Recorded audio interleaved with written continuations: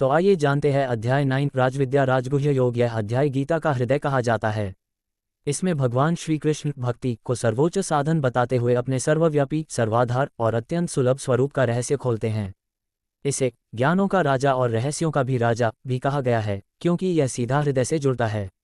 भगवान श्री कृष्ण ने कहा, मैं तुम्हें वह परम गूढ़ ज्ञान और प्रत्यक्ष अनुभव बताने जा रहा हूँ, जिसे जानकर तुम बंधन से मुक्त होकर परम सुख प्राप्त करोगे। ये राजविद्या पवित्रतम, प्रत्यक्ष फलीभूत, धर्मस्वरूप, सरल, अनुसरणीय और अनादि अविनाशी है। जो श्रद्धा रहित लोग इस धर्म को नहीं अपनाते, वे मुझे न पाकर मरणलोक के चक्र में भटकते रहते हैं। संपूर्ण जगत मेरी माया शक्ति से व्याप्त है, सब प्राणी मुझमें स्थित हैं, पर मैं उनमें स्थित प्रतीत नहीं होता। देखो, मेरा योग ऐश्वर्य प्राणी मुझमें स्थित हैं, किंतु मैं उनसे निर्लेप हूँ। आकाश वायु को धारण करता है, वैसे ही मैं प्राणियों को धारण करता हूँ।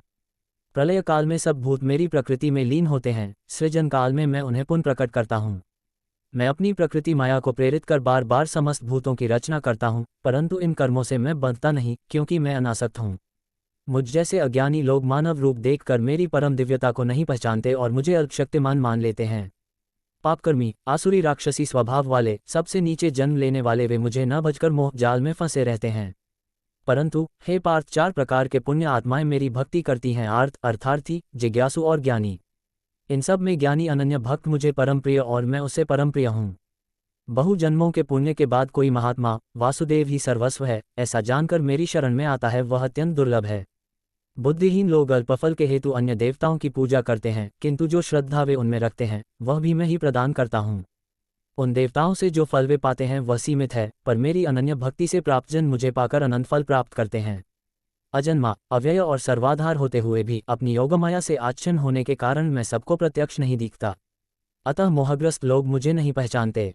मैं सब प्राणियों के कर्म, भूत, भविष्य और वर्तमान जानता हूँ, परंतु मुझे कोई भली भांति नहीं जानता। मोह के कारण द्वेष राग से उद्भव हुए द्वंद्व सब प्राणियों को भटका देते हैं, परंतु जो पाप रहित हुए हैं वे दृढ़ व्रत लेकर मेरी शरण में आते हैं। जो लोग यज्ञाज्ञा से यथाविधि त्रेता द्वापर विहित पूजन करते हैं, वे वास्तव में मुझे ही पूजते हैं, यद्यपि वे भिन्न भिन्न देवताओं को मानते हों। मैं ही यज्ञ का भोक्ता और स्वामी हूँ, किंतु वे मुझे तत्व से न जानकर पुनर्जन्म को प्राप्त होते हैं। देव पूजक देवताओं को, पितृपूजक पितरों को, भूत पूजक भूतों को, पर मेरी अनन्य भक्ति करने वाले मुझे प्राप्त होते हैं। पत्र, पुष्प, फल या जल भक्तिपूर्वक जो भी अर्पित करता है, उसे मैं प्रेमपूर्वक स्वीकार करता हूँ। अतः हे अर्जुन, जो कुछ तुम करते हो, जो खाते पीते हो, जो यज्ञ तप करते हो, जो दान देते हो, सब मुझे अर्पित करो। ऐसा करने से तुम कर्म बंधन से मुक्त हो जाओगे और मोक्ष को प्राप्त करोगे। मैं सबको समान भाव से देखता हूँ, न किसी से द्वेष, न किसी से पक्षपात। परंतु जो अनन्य भक्ति से मुझे भजता है, वह मेरा प्रिय है, मैं उसका प्रिय हूँ। यदि घोर पापी भी अनन्य भाव से मेरा शरणागत हो जाए, तो वह तुरंत साधु हो जाता है और शीघ्र ही धर्मात्मा होकर शांति प्राप्त करता है। निश्चय ही मेरा भक्त विनाश को प्राप्त नहीं होता। हे कौन्तेय, जो मुझे भजते हैं, चाहे स्त्री, वैश्य, शूद्र या पाप योनियों से उत्पन्न कोई भी, वे सब परम गति को प्राप्त होते हैं। फिर राजऋषि सद्गुण संपन्न ब्राह्मणों की बात ही क्या। इस अनित्यता और दुखमय संसार में आकर मेरी भक्ति करो, मेरा मनन करो, मेरा भजन करो, मुझे नमस्कार करो। ऐसे अनन्य भक्ति से युक्त होकर तुम निश्चय ही मुझे प्राप्त करोगे। अध्याय 9 समाप्त होता है। अब हम अगले अध्याय में भगवान श्री कृष्ण भव्य विभूति योग के माध्यम से बताएंगे कि वे संसार में किस किस रूप में अपनी दिव्य महिमाएं प्रकट करते हैं।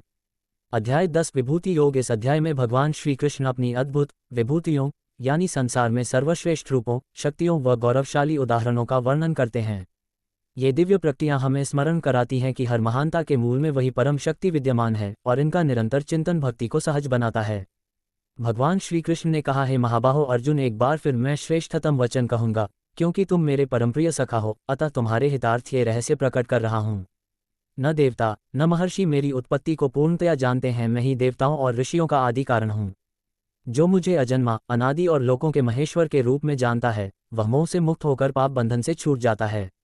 बुद्धि, ज्ञान, सम्यक चिंतन, क्षमा, सत्य, इंद्रिय निग्रह, आनंद, दुख, भय, निर्भयता, अहिंसा, समता, संतोष, तप, दान, यश, अपयश, ये सब गुण मुझसे ही उत्पन्न होते हैं।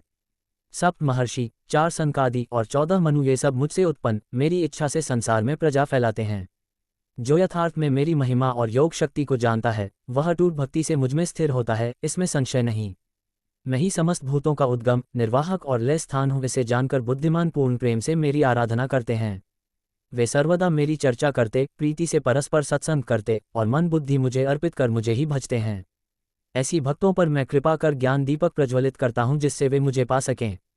अर्जुन ने कहा, आप परमब्रह्म, परमधाम, पवित्रतम पुरुष हैं। दिव्य ऋषि नारद, असित, देवल तथा व्यास ने ऐसा कहा है, और अब आप स्वयं भी कहते हैं।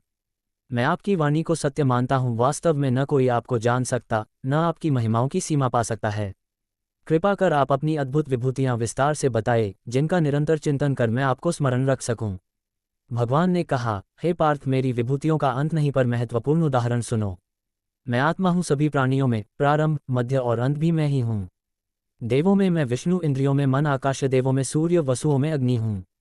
आदित्यों में विवस्वान, मरुद्गणों में मरीचि, मृत्यु में समय, पितरों में अर्यमा हूँ। वेदों में सामवेद, देवताओं की पूजा में जप यज्ञ, पर्वतों में मेरु, ऋषियों में नारद हूँ। सैन्यों के नायकों में स्कंद, जल में महासमुद्र, महान ऋषियों में भृगु, उच्चारणों में ओंकार हूँ। यज्ञों में जप यज्ञ, स्थिरों में हिमालय, वृक्षों में पीपल, ऋतुओं में वसंत ऋतु। शक्तियों में काम, सदाचारी इच्छा, दैत्यों में प्रहलाद, मापों में समय जानने योग्यों में मरंजयी ज्ञान हूँ। गंधर्वों में चित्ररथ, सिद्धों में कपिल मुनि, घोड़ों में उच्चेश्रवा, हाथियों में ऐरावत, मनुष्यों में राजा हूँ। शस्त्रधारियों में परशुराम, सर्पों में शेष, नागों में वासुकी, जलचरों में वराह हूँ। प्रहलाद दैत्य श्रेष्ठ, गणनायकों में समय जानने योग्य, रहस्यों में मौन, शब्दों में निष्ठावान प्रणव हूँ। मैं बीज हूँ समस्त भूतों का, चल या अचल कुछ नहीं जो मुझ विहीन हो। धर्म संरक्षकों में अर्जुन, मैं दंड अनुशासन हूँ। जीवों में इच्छा, सृष्टियों में उत्पत्ति, विजयों में विजय हूँ। मेरी ये विस्तार कोटियां हैं, परंतु जो मेरी इन या अन्य किसी भी विभूति का चिंतन करता है, वह विचल भक्ति से युक्त रहता है। जो भी वस्तु विभूतिमय, यशस्वी या प्रभावशाली दिखे, समझो कि वह मेरे तेज का अंश मात्र है। परंतु हे अर्जुन, क्या इन विस्तृत उदाहरणों से तुम्हारा कल्याण हो जाएगा? मैं समस्त विश्व का एक अनुभाग धारण कर इसे स्थिर रखता हूँ। अगले अध्याय में भगवान श्री कृष्ण अर्जुन को अपना साक्षात विश्वरूप दिखाएंगे। यह अध्याय 11 विश्वरूप दर्शन योग गीता का परम उत्कर्ष है।